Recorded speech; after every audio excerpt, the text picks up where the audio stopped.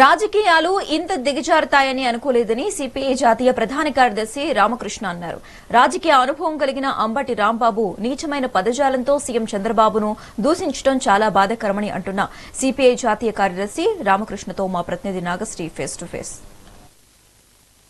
లడ్డు వ్యవహారం ఎంత ఫేమస్ అవుతుందో ఇప్పుడు మనకి అందరికీ తెలిసిన విషయమే. దాని గురించి మనతో మాట్లాడడానికి సిపిఐ నేషనల్ సెక్రటరీ రామకృష్ణ గారు ఉన్నారు. మాట్లాడదాం సార్. తిరుపతి లడ్డు వ్యవహారం ఎంత కల్తీ జరిగిందో అందరూ ఆరోపిస్తున్నారు.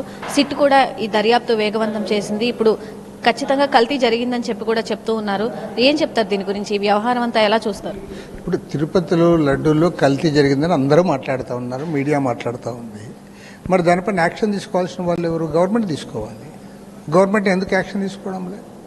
ఎవరైతే అందులో ఇన్వాల్వ్ అయినారో వాళ్ళు ఎంత పెద్దవాళ్ళైనా వాళ్ళపైన యాక్షన్ తీసుకోవాలని మేము డిమాండ్ చేస్తూ ఉన్నాం.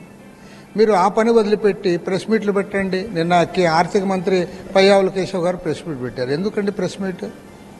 ఆర్థిక మంత్రికి లడ్డూకి ఏం సంబంధం? అదే దేవాదాయ శాఖ మంత్రి మాట్లాడినా అంటే ఏదో ఆయన సంబంధిత శాఖ అనుకోవచ్చు. తర్వాత సీఎం గారు క్యాబినెట్లో ఏం చెప్తున్నారు? నేను ఒక్కడనే మాట్లాడాలని అందరూ మాట్లాడండి అంటున్నాడు. అసలు నేనంటాను సీఎం మాట్లాడాల్సిన పని లేదు, మంత్రులు మాట్లాడాల్సిన పని లేదు. ఎవరైతే అందులో ఇన్వాల్వ్ అయ్యారో వాళ్ళపైన మీరు యాక్షన్ తీసుకోండి.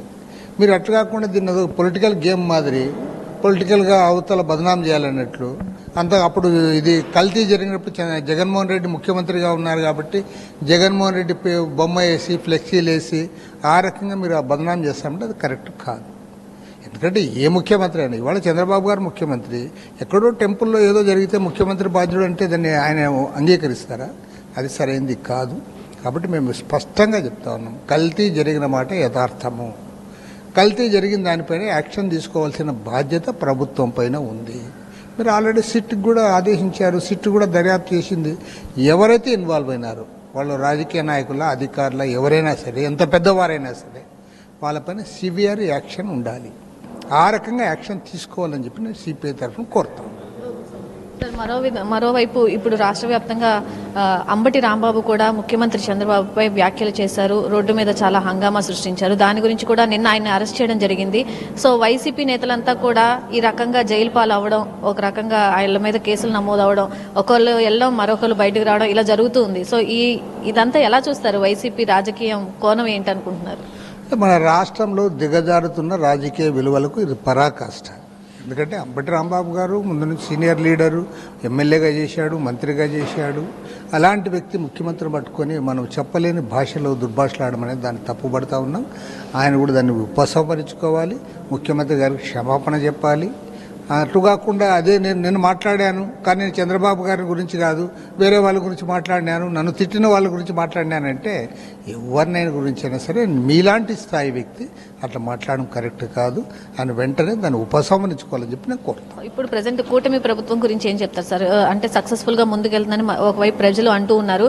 సో కూటమి ప్రభుత్వం చేసే పనులు ఎలా ఉన్నాయి? వాళ్ళ సంక్షేమ పథకాలు కానీ అభివృద్ధి కానీ ఎలా చూస్తారు?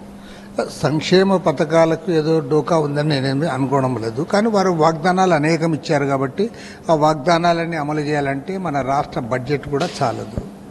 రెండోది ఏమంటే అభివృద్ధికి సంబంధించి ప్రభుత్వం కొంత ప్రయత్నం చేస్తూ ఉంది. కానీ ప్రయత్నం ఎంతైతే జరుగుతూ ఉందో, ఎంతైతే వాళ్ళు సక్సెస్ అయ్యారో దాన్ని చెప్పుకుంటే ఎవరికి అభ్యంతరం లేదు.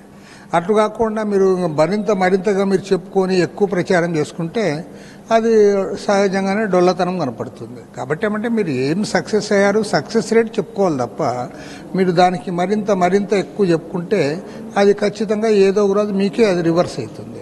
కాబట్టి నేను ప్రభుత్వాన్ని కోరేది ఒకటే, ఇవాళ ఈ గవర్నమెంట్ వచ్చిన తర్వాత కరప్షన్ ఏమాత్రం తగ్గడం లే. మీరు కరప్షన్ అదుపులో పెట్టాలి. అదేవిధంగా లా అండ్ ఆర్డర్ సమస్యలు వస్తూ ఉన్నాయి, వాటిని అదుపులో పెట్టండి. అంతేకాకుండా ఇవాళ రైతు సమస్యలు ఏమాత్రం కూడా పరిష్కారం కాకపోగా సమస్యలంగా పెరుగుతూ ఉన్నాయి. రైతులు పండించిన పంటలకు లేదు, తర్వాత అనేక రకాల తుఫాన్లు వచ్చి వాళ్ళు నష్టపోయిన వారికి ప్రభుత్వం నుంచి సహకారం లేదు. కాబట్టి వాటిపైన మీరు దృష్టి సారించండి. మీరు అవన్నీ వదిలిపెట్టి ఎంతసేపున కూడా ప్రెస్ మీట్ పెట్టుకొని తిరుపతి లడ్డు గురించి మాట్లాడుతూ ఉంటాం, జగన్మోహన్ రెడ్డికి అంటగడతామంటే అది ప్రజలు ఒకసారి 2 సార్లు చూస్తారు తప్పితే మీరు అధికారంలోకి వచ్చి 18 మాసాలు అయింది. కాబట్టి ప్రజలు మీ నుంచి ఎక్స్పెక్ట్ చేస్తారు మాకేం చేస్తున్నాడు అనేది. మీరు అది చూడాలి. అదేవిధంగా మెడికల్ కాలేజీలు యాక్చువల్గా గవర్నమెంట్ ఆధ్వర్యంలో నడుస్తాయని చెప్పి అందరూ భావించారు. కానీ మీరేం చేస్తూ ఉన్నారు? మీరే గవర్నమెంటే లైసెన్స్ ఇచ్చారు వాళ్ళకి, గవర్నమెంటే ల్యాండ్ అలాట్మెంట్ చేశారు. గవర్నమెంటే ఇవాళ వాళ్ళకి అక్కడ బిల్డింగ్స్ కూడా కొంతవరకు కట్టారు. దాన్ని తీసుకొని పోయి మీరు ప్రైవేట్ వాళ్ళకి అప్పచెప్తా ఉన్నారు. సహజంగా ఆటోమేటిక్గా పబ్లిక్లో వ్యతిరేకత వస్తుంది. కాబట్టి ఏమంటే వీటన్నిటిపైన కూడా చర్చ జరగాలని కోరుతాం. మరోవైపు జగన్ పాదయాత్ర చేస్తా అన్నాడు. షర్మిల ఏమో ఉపాధి హామీ పథకం కింద కూడా ఆవిడ కూడా పాదయాత్ర చేపడతానని చెప్తుంది. ఇద్దరు పాదయాత్రను ఎలా చూస్తారు సార్ మీరు? పాదయాత్రలు ఇవన్నీ కూడా ప్రతిపక్ష పార్టీలుగా ఉన్నప్పుడు సహజంగా ఎవరి కార్యక్రమాలు వాళ్ళకు ఉంటాయి.